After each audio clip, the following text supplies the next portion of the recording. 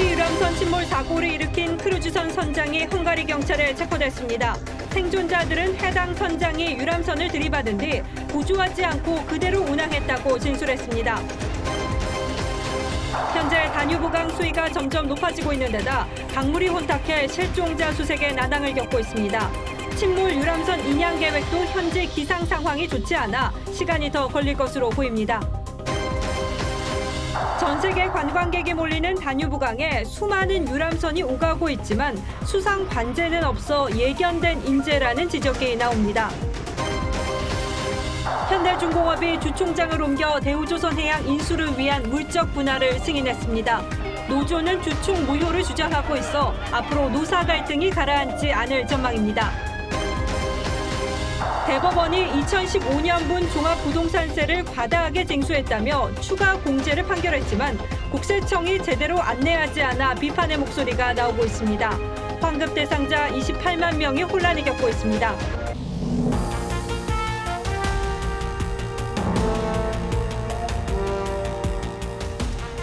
여러분 안녕하십니까? 뉴스9의 신동욱입니다.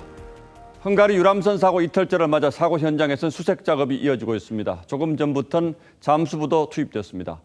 그러나 최근 비가 많이 내려 물살이 빨라진 데다 강물이 흙탕물이어서 상황이 여의치가 않습니다. 헝가리 군과 경찰이 투입됐고 우리 정부가 파견한 수중 수색 전문팀도 현장에 도착했습니다. 그러나 시간이 갈수록 수색 범위가 계속 늘어나고 있어서 피해자 가족들이 애를 태우고 있습니다. 실종자 19명도 아직 그대로인 상태입니다. 먼저 유지현 기자가 보도합니다. 유람선 허블레아니호 침몰 지점에 헝가리 군인력이 부교를 설치합니다.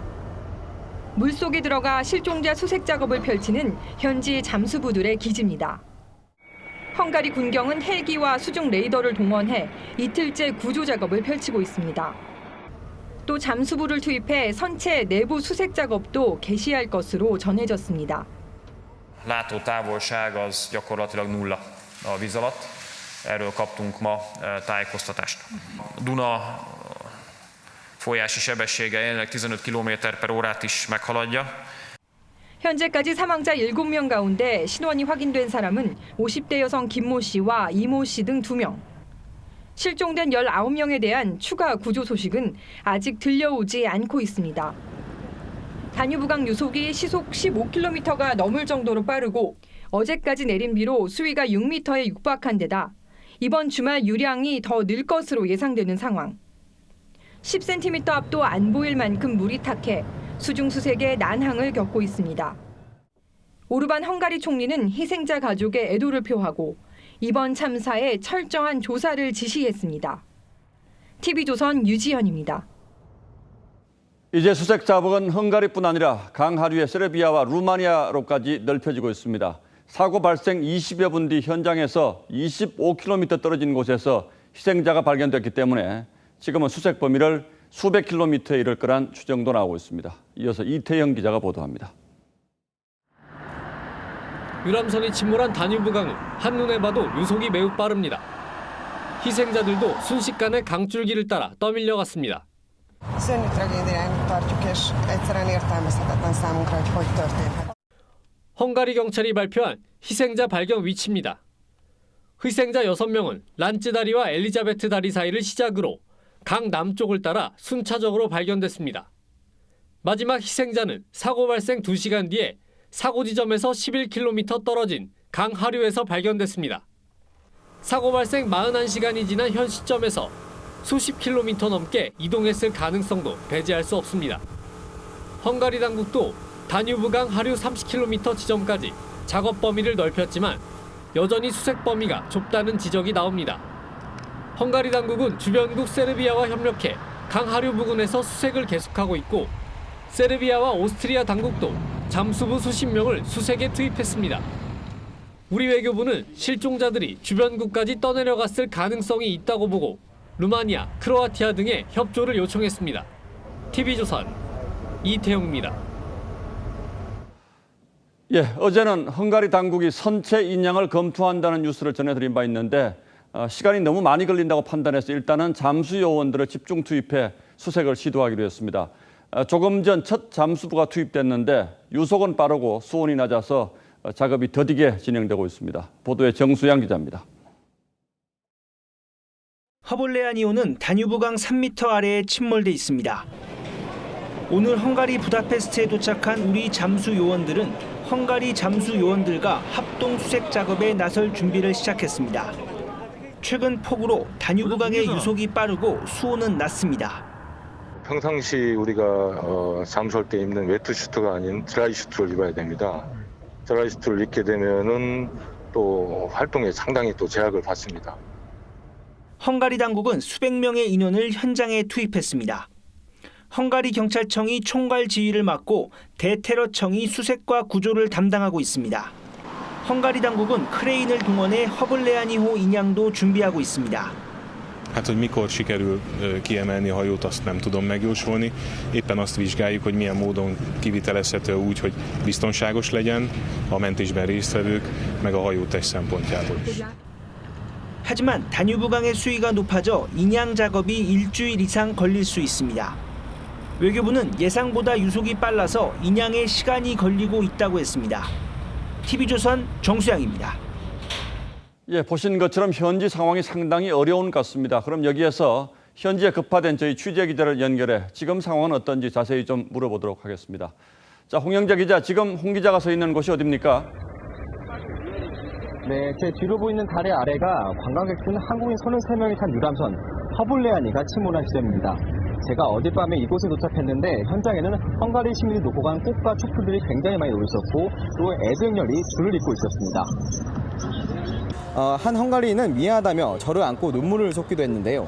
택시를 탈 때나 길을 물을 때도 많은 시민들이 거듭 미안하다고 했습니다. 예, 지금 여러 여건이 어려운 것 같은데 현장에서 보기에 수색 여건은 어떻습니까? 네, 제 뒤에 보이는 청록색 헝가리 군함탄 잠수요원들이 이미 수차례 잠수를 시도했습니다. 또 제가 조금 전 헝가리 경찰의 수상보트를 타고 사고 지역을 직접 둘러보기도 했는데 직접 배를 타보니 침몰한 지점을 표시한 노란색 부표 일대는 여전히 물살이 거셌습니다.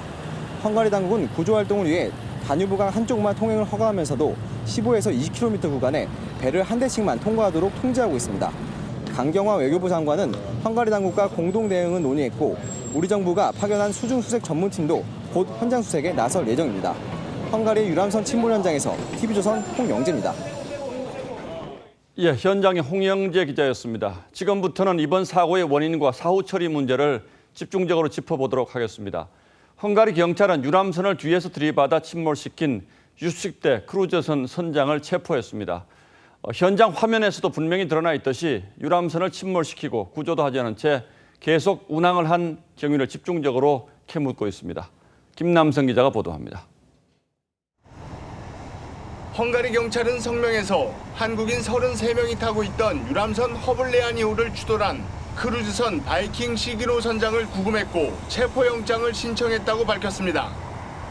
경찰은 이 선장에게 부주의와 태만으로 사망사고를 낸 혐의를 적용했습니다.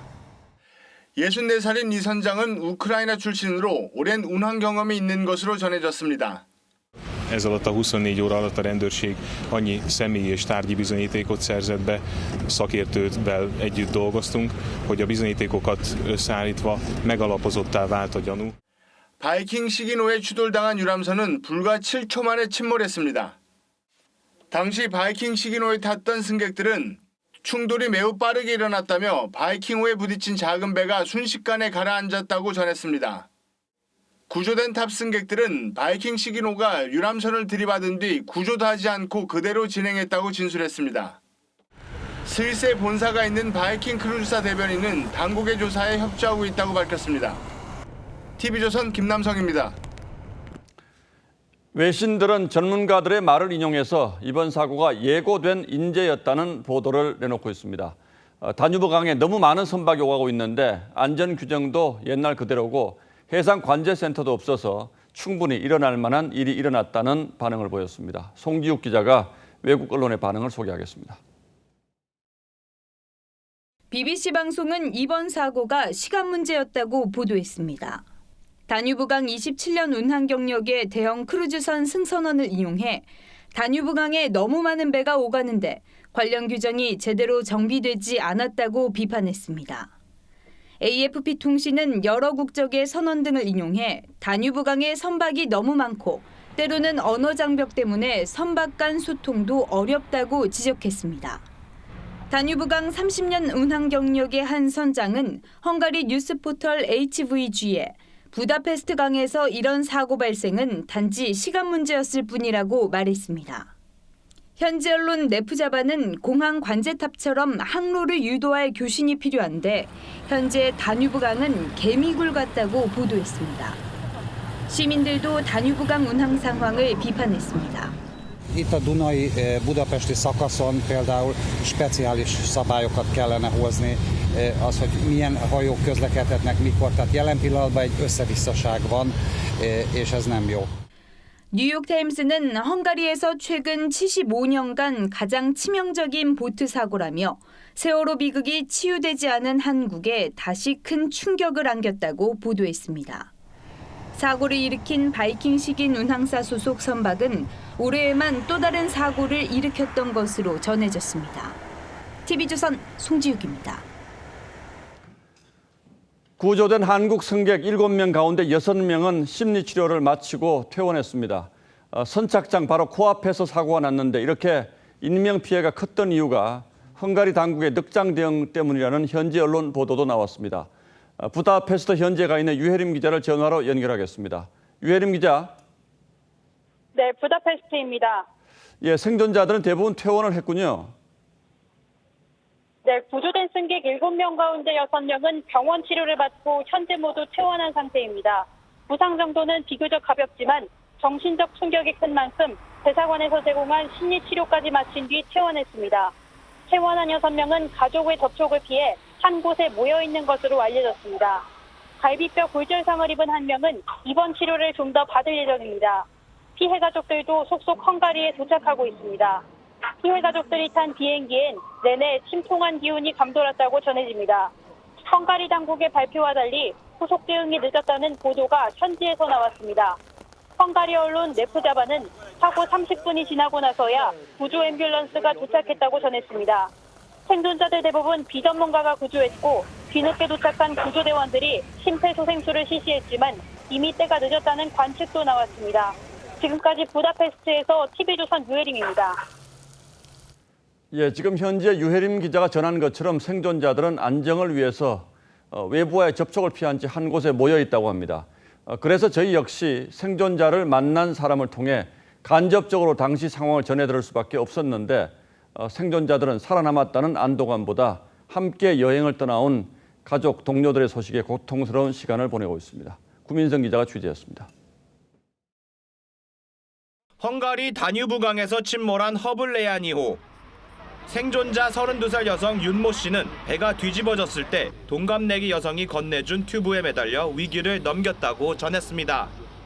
같은 또래 여자분이 물 속에 들어갔다 나왔다 하는 정말 이제 큰 위기 속에 있을 때 그걸 이제 자기가 끈이 달려 있는 거니까 자기는 끈을 잡고 다른 여자분한테 이제 밀어주면서 붙잡아라.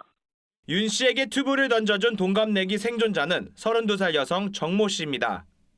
그러나 정 씨의 사연 역시 주위를 안타깝게 하고 있습니다. 함께 여행 온 남동생은 여전히 구조자 명단에 없기 때문입니다. 누나 정 씨와 아직 연락이 닿지 않은 가족들은 답답함을 호소합니다. 아직 연락 안 됐어요. 그 동생이 아까 지금 가고 있으니까 카타르라고 하고 아까 연락이 왔었거든요. 생존자들은 목숨을 건졌다는 안도보단 함께 온 가족과 동료들의 생사가 확인되지 않아 더욱 힘듭니다. 거의 식사를 못할 정도로 충격에 빠져 있는 것으로 전해집니다. TV조선 구민성입니다. 청천벽력 같은 소식을 듣고도 항공편이 부족해서 애를 태우던 탑승자 가족들이 오늘 모두 헝가리로 떠났습니다. 억장이 무너지는 슬픔 속에서도 서로를 위로하며 비행기에 오르는 그 뒷모습을 윤재민 기자가 취재했습니다. 수많은 인파가 분주히 움직이는 인천공항 출국장의 한 구석. 10여 명의 사람들이 조용히 모여 있습니다. 진지하게 대화를 나누다가 서로 끌어안고 토닥여주고는 눈물을 닦아내며 출국장으로 향합니다. 헝가리 유람선 사고를 생각하면 그저 먹먹할 뿐입니다.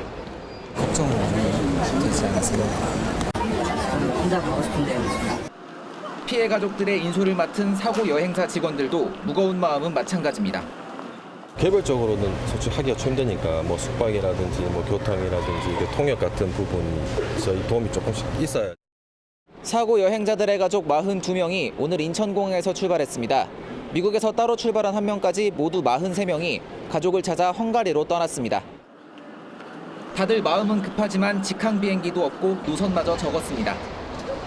비보를 접한 지 하루가 꼬박 지나서야 20시간 가까이 걸리는 경유 항공편에 몸을 실었습니다. 어제 먼저 출발한 정부 대책반은 부다페스트의 피해 가족들이 머물 숙소 4곳을 마련했습니다. TV조선 윤재민입니다.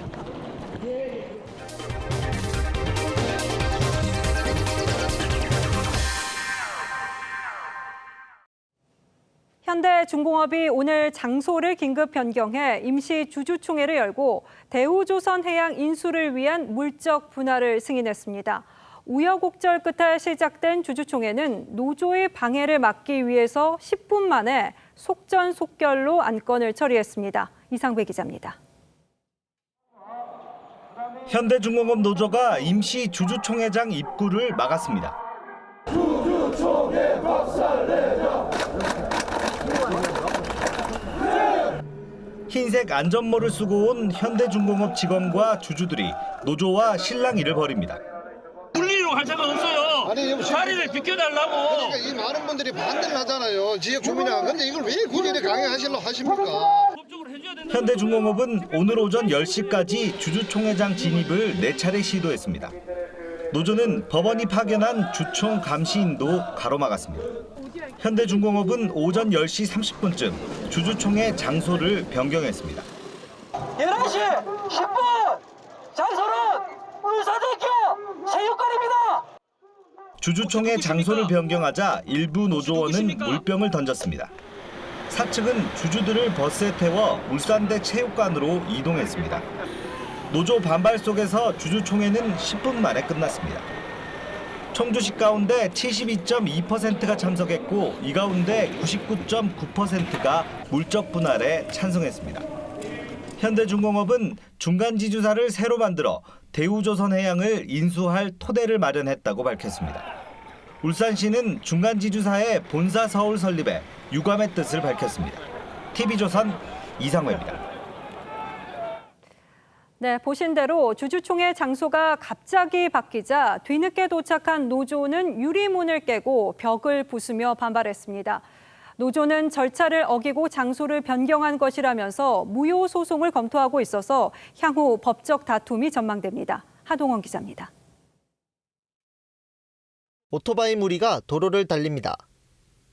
자동차 사이로 끼어들고 신호도 무시합니다. 갑자기 바뀐 주주총회 장소로 가는 노조원들입니다. 기존에 점거했던 한마음회관 앞에서는 일부 노조원들이 버스를 타려는 주주들을 방해하기도 했습니다. 주주총회가 열린 울산대 체육관 앞에서는 노조와 경찰이 충돌했습니다.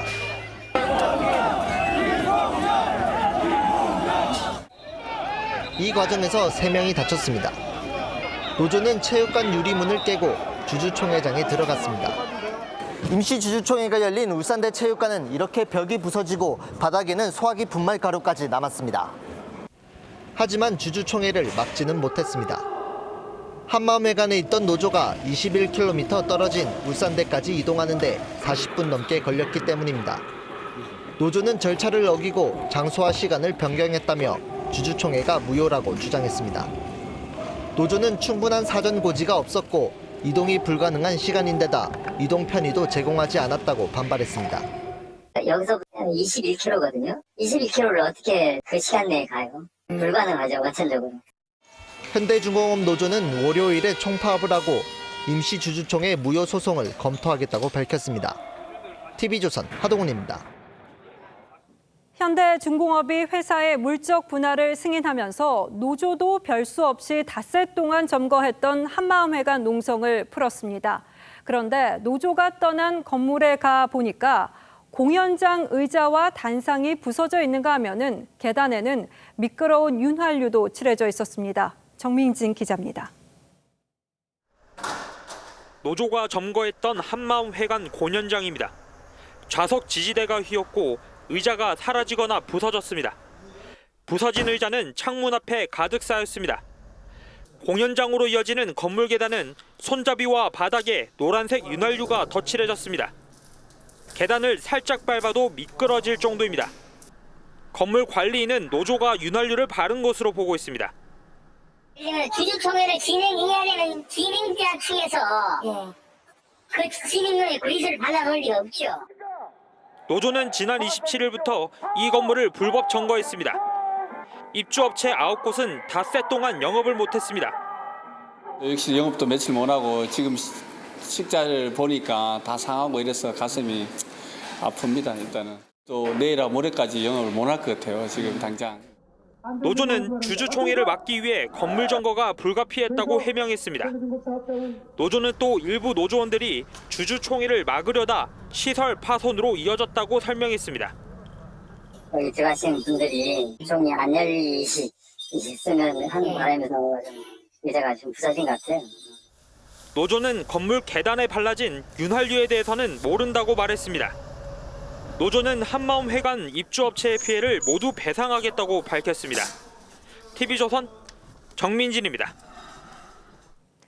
네, 그런가 하면 민주노총은 지난 3, 4월 국회 앞에서 불법 폭력 시위를 주도한 혐의로 간부 3명이 구속되자 즉각 석방을 요구했습니다. 석방하지 않으면 문재인 정부 규탄 총파업을 벌이겠다며 압박했습니다. 최수용 기자입니다. 지난 3월 말과 지난달 초 국회 앞 집회에서 담장을 무너뜨리고 경찰을 폭행하는 등 무리를 빚은 민주노총. 검찰은 민주노총 간부 6명에 대해 공무집행 방해와 특수공영 물건 손상 등의 혐의로 구속영장을 청구했습니다. 법원은 이들 가운데 김모 조직증인 실장 등 3명에 대해 증거인멸과 도주의 우려가 있다며 어젯밤 구속영장을 발부했습니다.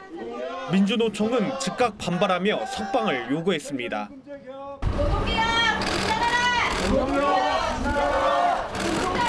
이값씨가 폭행함 인정하십니까? 김명환 민주노총 위원장은 기자회견을 열고 이번 구속은 모든 노동연합에 대한 노동의 요구와 저항을 탄압으로 누르겠다는 의도라고 주장했습니다. 민주노총은 예정했던 7월 총파업을 문재인 정부 규탄 대정부 총파업으로 방향을 바꿀 수밖에 없다고 경고했습니다. 김 위원장도 폭력 집회를 주도한 혐의를 받고 있지만 경찰의 출석 요구엔 불응하고 있습니다. 민주노총은 앞으로 대책회의를 열고 대응 일정을 논의할 예정입니다. 당초 민주노총 공공부문 비정규 조합원들은 비정규직 철폐를 명목으로 7월 파업을 계획했습니다. TV조선 최수용입니다. 어두운 경제 지표가 또 등장할 것으로 보입니다. 정부가 4월 경상수지의 적자 가능성을 예상한 건데요. 그러니까 83개월, 7년 연속 흑자 행진이 끊길 수도 있다는 의미입니다. 여기에 국가 채무도 가파르게 올라갈 수 있다는 전망이 나옵니다. 송병철 기자입니다. 경상수지는 2012년 이후 올해 3월까지 83개월째 흑자입니다. 하지만 이런 흑자 행진도 곧 멈춰설 전망입니다. 홍남기 경제부총리가 비공개 경제장관 회의에서 4월 경상수지가 소폭 적자를 기록할 수 있다고 예상했기 때문입니다. 외국인 배당금 지급이 4월에 집중돼서 생기는 일시적 현상이라는 설명도 덧붙였습니다. 다음 달 공식 발표를 앞두고 시장의 충격을 줄이기 위한 사전 포석으로 보입니다. 한국은행도 비슷한 전망을 제시했습니다. 4월의 배당금 지급이라든가 특히 관광 시즌 때의 여행 지급이라든가 하는 월별로 보면 경상수지가 기복이 꽤 심합니다. 대외 교육뿐 아니라 국내 경제 전망도 밝지만은 않습니다. 나라 빚이 빠르게 증가할 수 있다는 전망이 나온 것입니다. 정부는 당초 GDP 대비 국가 채무 비율을 내년 40.2%, 2022년 41.6%로 예상했습니다. 하지만 홍 부총리는 국가 채무 비율이 예상보다 빠르게 올라 40% 중반에 달할 수 있다며 수정 가능성을 시사했습니다.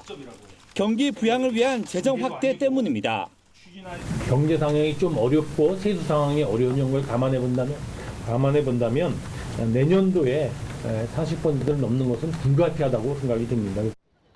우리 경제 곳간의 안팎 모두에서 경보음이 울리고 있습니다. TV조선 송병철입니다. 공시가격 9억 원 초과 주택이 몰린 강남권에서 종합부동산세 환급 소동이 벌어지고 있습니다. 대법원이 2015년치 종부세를 국세청이 과다하게 징수했으니까는 돌려줘라 이렇게 판결을 한 건데요. 환급 대상자가 28만 명에 달하지만 기재부, 국세청, 세무서 모두 손을 놓고 있어서 불만의 목소리가 커지고 있습니다. 최윤정 기자입니다. 서울 강남의 한 아파트 단지. 2015년 종합부동산세 환급을 신청하라는 공지가 붙었습니다. 정부가 알려주지 않고 넘어간 걸 관리사무소가 챙긴 겁니다. 주민들은 당혹스럽습니다. 저도 어제 봤어요, 그거. 개인이 알아봐야 되잖아. 의무를 다한 국민들한테 너무 좀 무시한. 인터넷에도 국세청이 환급 절차를 알려주지 않아 불이익을 당할 뻔했다는 불만이 쏟아집니다. 종부세 환급 문제가 불거진 건 지난해 7월. 한 증권회사가 국가를 상대로 낸 소송에서 국세청이 종부세를 과다 징수했다는 대법원의 판결이 난 뒤입니다. 재산세 중 공시가격의 80%만 공제했는데 나머지 20%를 더 공제해줘야 한다는 취지입니다. 2015년 종부세를 낸 28만 3,064명이 환급을 받을 수 있게 된 겁니다. 하지만 이런 내용은 개별 납세자에는 안내되지 않았습니다. 기획재정부는 시행령을 신설했지만 여기까지였습니다. 국세청 역시 법이 바뀐 것은 아니기 때문에 안내 의무가 없었다는 해명입니다. 환급을 받으려면 내년 5월까지 신청해야 하지만 상당수는 대상인지도 모르는 상태입니다. 알려주지 않고 알아서 받아가라고 하는 국가의 어떤 그런 기관의 태도는 명백하게 이해할 수 없는 조치이기 때문에 2016년 이후 종부세 환급 여부에 대한 다른 재판이 진행 중이어서 종부세 환급을 둘러싼 혼란은 계속될 전망입니다. TV조선 최윤정입니다. 예, 다음 뉴스입니다. 자유한국당 정용기 정책위 의장이 당내 행사 연설에서 북한 김정은이 문재인 대통령보다 지도자로서 낫다고 말해서 논란이 일고 있습니다. 민주당은 역대급 망언이라고 크게 반발했고 황교안 한국당 대표도 부적절했다며 국민들에게 사과했습니다. 최원국 기자가 보도합니다. 자유한국당 정용기 정책위 의장이 국회의원 당협위원장 연석회의에서 한 말입니다.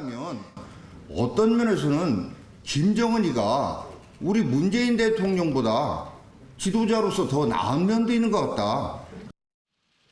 제2차 미북 정상회담 결렬에 대한 책임을 물어 북한 김영철과 김혁철이 숙청됐다는 보도를 언급하면서 신상필벌을 분명히 하는 북한 김정은이 더 낫다는 겁니다. 발언을 듣고 한국당 의원들도 술렁였습니다.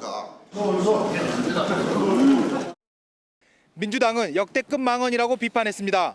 대놓고 김정은 위원장이 더 나은 지도자라고 말하며 대통령을 비하하고 조롱하고 있습니다. 논란 일자 정 의원은 김정은의 야만성을 강조하고 외교 실패에 대해 책임을 물어달라고 말하는 과정에서 비유를 든 것이라고 해명했습니다. 황교안 대표는 그러나 정 의원의 발언이 부적절했다고 했습니다. 정용기 정책의장의 발언은 부적절한 측면이 많았습니다. 국민들에게 송구하다는 말씀을 드립니다. 황 대표는 의원들에게 언행에 각별히 유의해달라고 말했습니다. TV조선 최원국입니다. 더불어민주당 서른 최고위원이 정부가 다음 주 북한에 쌀 5만 톤을 지원할 예정이라고 밝혔습니다. 우리 정부와 국제기구가 현재 이 문제를 두고 협상을 진행 중인데 집권 여당의 최고위원이 섣불리 발표를 한 셈이어서 비밀 유지 의무를 위반했다는 비판도 나옵니다. 김보건 기자가 보도합니다. 더불어민주당 서른 최고위원이 최고위원 회의에서 정부가 다음 주 국제기구를 통해 북한에 쌀 5만 톤을 지원할 예정이라고 말했습니다. 다음 주에 정부는 국제기구를 통해서 5만 톤의 식량 지원을 할 예정이지만은 식량난을 해결하기에는 145만 톤 넘게 부족하다고 합니다. 주무부처인 통일부가 아직 발표하지 않은 내용입니다. 민주당은 뒤늦게 설 최고위원 본인과 관계부처의 요청으로 해당 내용을 보도하지 말아달라고 했지만 기자단은 수용하지 않았습니다. 민주당 안에서도 정부의 파트너인 여당이 최종 결정되지 않은 사안을 말한 건 비밀 유지 의무 위반이라며 향후 당정 협의가 원활할지 의문이라는 비판이 터져나왔습니다. 통일부는 설 의원의 발언에 대해 아직 확정된 것이 없다는 입장입니다. 하지만 내부에선 정치인들이 왜 그렇게 말을 쉽게 하는지 모르겠다며 난감한 기색이 역력합니다. 한국당 황교안 대표는 북한 주민을 돕자는 취지는 이해하지만 북한이 핵을 고도화하는 상황에서 식량 지원은 적절하지 않다고 말했습니다. TV조선 김보건입니다. 그런데 지금 북한에서 치사율이 100%에 가까운 아프리카 돼지 열병이 발생한 것으로 공식 확인됐습니다. 정부는 이 병이 우리 쪽으로 넘어오는 걸 막기 위해서 남북 접경 지역 10개 시군을 특별 관리 구역으로 지정했는데 일단은 야생 멧돼지가 넘어오는 것을 막는 게 급선무입니다. 권영민 기자가 보도합니다. 북한과 가까운 경기도 포천 일대입니다. 가축을 운반하는 트럭 소독이 한창이고 멧돼지 포획들이 설치됐습니다. 북한에서 아프리카 돼지 열병이 발병하자 국내 유입을 막기 위한 총력전에 나선 것입니다. 돼지 전염병인 아프리카 돼지 열병은 전염성이 강하고 치료약이 없어 치사율이 100%에 이릅니다. 최근 3년 동안 47개국에서 발병했고 아시아에선 지난해 8월 중국에서 처음 발생한 뒤 몽골과 동남아 일대로 급속히 확산되고 있습니다. 사육돼지한테 감염이 일어나는 부분은 농장주들이 굉장히 신경을 많이 쓰셔야 돼요. 정부는 현 상황을 엄중하게 인식하고 방역을 한층 강화한다는 방침입니다. 접경 지역 10개 시군을 특별 관리 지역으로 설정하고 위기 경보를 심각 단계에 준하는 방역 조치를 취할 계획입니다. 정부와 여당은 한 발 나아가 북한의 방역 협력 등을 논의하기 위한 대화를 타진했습니다. 북측과도 긴밀히 협의를 해서 우리가 지원할 수 있는 사항이 무엇인가를 협의를 해주시기를. 북측과 협의가 진행되는 대로 구체적인 준비를. 정부는 북한이 내부적인 검토를 마친 뒤 입장을 알려오기로 했다고 전했습니다. TV조선 권용민입니다. 검찰 과거사위원회가 5명의 희생자를 냈던 용산 참사 사건에 대해 검찰이 공식 사과하라고 권고했습니다. 이로써 과거사위는 17개 사건에 대한 재조사를 마무리하고 18개월간의 활동에 마침표를 찍었습니다. 진상규명을 위해서 출범했지만 중립성 시비와 무용론에 휩싸이는 등 논란도 적지 않았습니다. 김태용 기자입니다. 2009년 철거민 4명과 경찰 1명이 사망했던 용산 참사 사건. 과거사위는 당시 경찰 진압 과정에 대한 검찰의 수사가 소극적이고 편파적이었다고 결론 내렸습니다. 용산 참사 화재 원인을 철거민이 제공했고 농성이 불법적인 건 맞지만 당시 수사가 철거민들이 기대한 정의로움에 미치지 못했다는 겁니다. 그러면서 검찰의 공식 사과를 권고했습니다.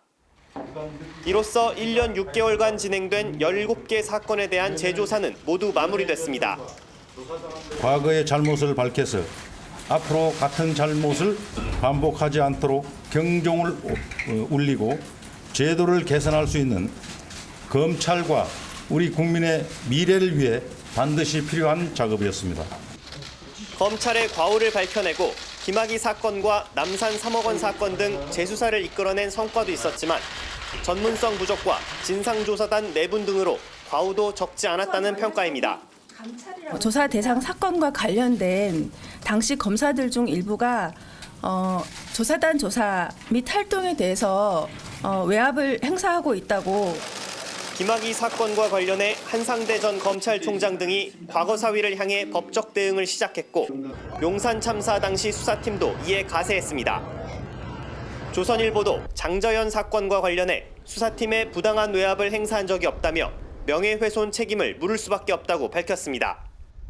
잘못 매듭지어진 사건을 바로잡겠다며 활동기한 연장을 4차례나 거듭했지만 편향성 논란과 반쪽짜리 결론으로 당초 기대에 미치지 못했다는 지적도 나옵니다. TV조선 김태훈입니다. 더불어민주당이 판문점을 찾아 평화는 생존의 문제라며 북한과의 대화를 강조했습니다.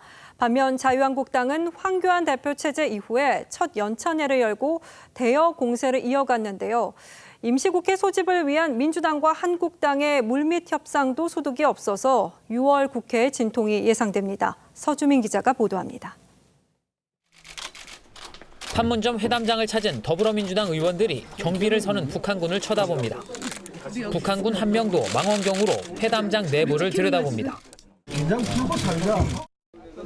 4.27 남북 공동선언 1주년을 기념해 판문점을 찾은 민주당은 평화는 생존의 문제라며 대화 노력을 강조했습니다. 지난해부터 시작된 대화 국면은 평화를 완성시킬 수 있는 절호의 기회라는 점을 반드시 명심해야 할 것 같습니다. 자유한국당이 제기한 북풍 기획설에 대해선 국민적 모독이라고 비판했습니다. 한국당은 황교안 대표 체제 이후 첫 연찬회를 열고 내년 총선 승리를 위한 통합을 강조했습니다. 대통령과 여당이 야당을 괴멸 대상으로 보고 있다며 목숨 걸고 투쟁해야 한다고도 했습니다. 땡깡 쓰고 있는 여당에 우리가 그냥 들어간다는 것은 그저 굴복하고 그다음에 백기투항하라는 건데 이거 그렇게 할 수 있겠습니까? 여야는 앞서 패스트트랙 지정에 대한 유감 표명 수위와 처리 방식 등을 놓고 물밑 협상을 벌였지만 합의에 이르지 못했습니다. 민주당은 주말까지 합의가 이루어지지 않으면 다음 주 단독으로라도 6월 국회를 여는 방안을 검토 중입니다. TV조선 서주민입니다. 해외여행을 위해서 출국할 때 면세점에서 물건을 사면은 계속 들고 다녀야 하는 불편함이 있었죠. 이제 이런 불편이 일부 줄어들 수 있을 것 같습니다. 인천공항 입국장에 면세점이 문을 열었기 때문인데요. 다만 규모가 좀 작다 보니까 물품 가짓수가 적다는 점은 기억하셔야겠습니다. 지선호 기자입니다. 짐을 찾아 빠져나가기 바빴던 입국장 한켠이 북적입니다. 국내 첫 입국장 면세점이 문을 열었습니다. 인천공항 1터미널에 2곳, 2터미널에 1곳입니다. 해외여행을 나가실 때 면세품을 사가지고 들고 다니다가 다시 갖고 들어오는 그런 불편함이 없어진 것이 큰 효과라고 볼 수 있습니다. 이용객들은 반갑습니다. 무겁게 들고 다닐 필요가 없고 선택의 폭도 넓어져서입니다. 중국에서 일부러 안 사고 이제 한번 들려보려고 왔는데 중국 면세점보다도 조금 더 싼 것 같아서 괜찮은 것 같습니다. 1인당 구매 한도도 늘었습니다.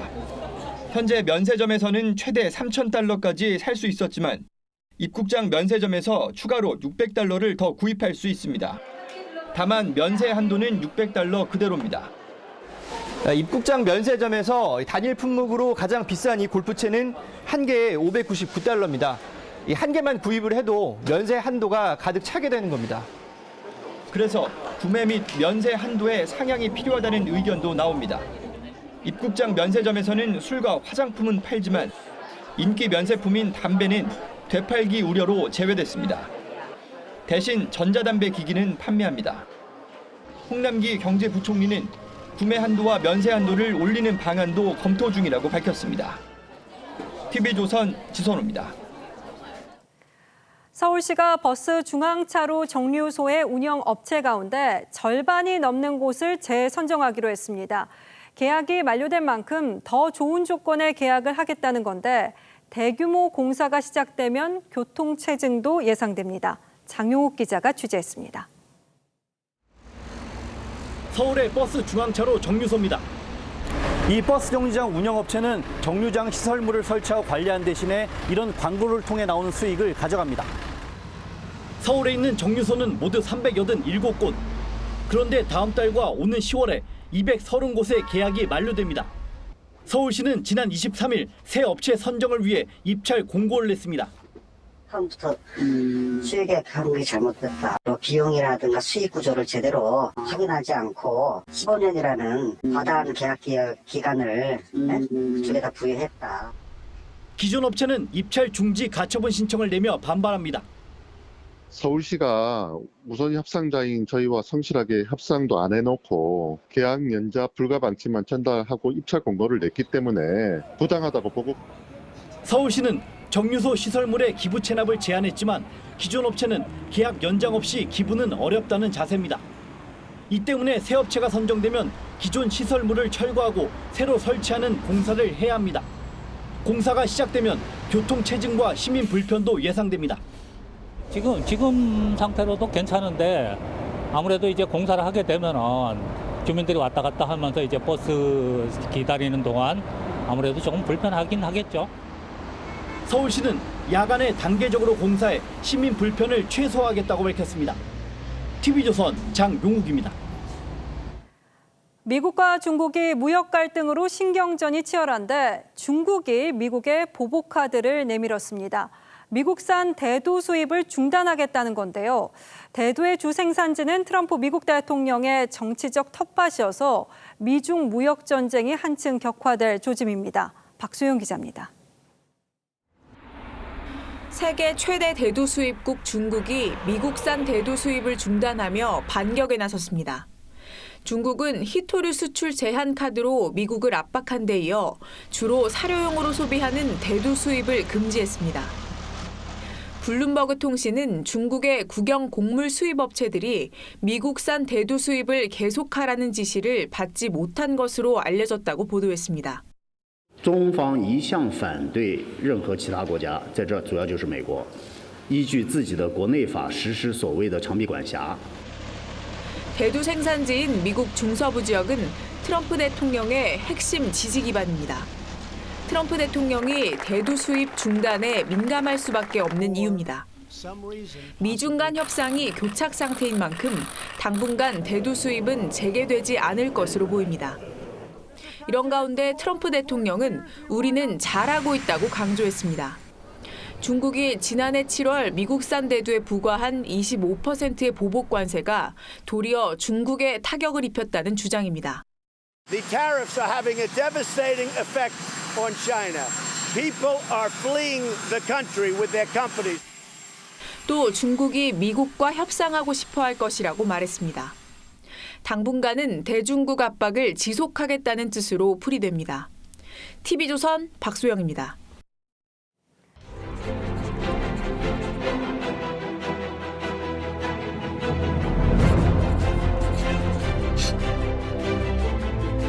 헝가리 부다페스트의 다뉴브 강변에 이렇게 신발 60켤레가 놓여 있습니다. 광기 어린 폭력에 희생된 사람들을 추모하는 기념물입니다. 2차 대전 말 나치를 추종하던 헝가리 극우 민병대가 유대인과 루마니아인들을 이 강변으로 끌고 왔습니다. 그리고 신발을 벗게 한 뒤 총을 쏴서 모두 강물로 떨어뜨렸습니다. 그렇게 해서 3,500 목숨이 다뉴브의 물결에 떠내려갔습니다. 1930년대 헝가리 노래 우울한 일요일은 너무 아름다워서 목숨을 빼앗는다는 말까지 나왔습니다. 이 노래에 얽힌 부다페스트의 사랑 이야기가 한국에도 3번이나 개봉된 영화 글루미 선데이에 담겼습니다. 영화 속 다뉴브 강의 야경이 노래만큼이나 아름답죠. 프랑스의 파리, 체코 프라하와 함께 유럽의 3대 야경에 드는 부다페스트가 그중에서도 으뜸으로 꼽히는 것은 이 다뉴브 강 덕분입니다. 하지만 우리 여행객들이 다뉴브의 슬픈 내력에 또 한 사건을 더하게 될 줄은 상상조차 못했습니다. 다뉴브 강은 독일에서 우크라이나까지 2,900km를 흘러 흑해로 들어갑니다. 1992년엔 라인강과 운하로 연결되면서 북해에서 흑해까지 유럽을 관통하는 물길이 열렸고 5,000톤급 유람선 여행 리버 크루즈가 시작됐습니다. 이 크루즈 시장이 급속히 커지면서 부다페스트에는 대형 국제 유람선과 소형 현지 유람선이 하루에도 수백 척씩 몰리고 있습니다. 한 외신은 다뉴브 강이 선박으로 북새통인데 수상관제센터조차 없는 개미굴 같은 곳이라고 지적했습니다. 졸지에 화를 당한 사람들은 하나같이 평범한 우리 이웃들이었습니다. 손녀를 돌봐주는 친정 부모님 모시고 효도 여행 나섰던 딸, 병이 호전된 오빠를 위로하려고 함께한 누이들, 의 좋은 시누이 올케, 정년퇴직을 자축하는 부부, 수십 년을 함께 일하다 퇴직해 부부 동반으로 여행을 온 친구들, 한껏 부풀고 행복했을 그 얼굴들을 생각하면 마지막 순간까지 희망을 놓을 수는 없습니다.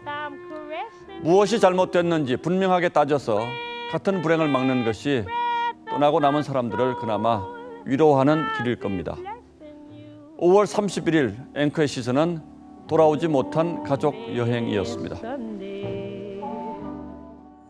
네, 6월의 첫날인 내일도 오늘과 비슷한 날씨가 되겠습니다. 그런데 일요일인 모레는 낮 기온이 3, 4도 정도 더 올라 30도 안팎까지 오르겠습니다.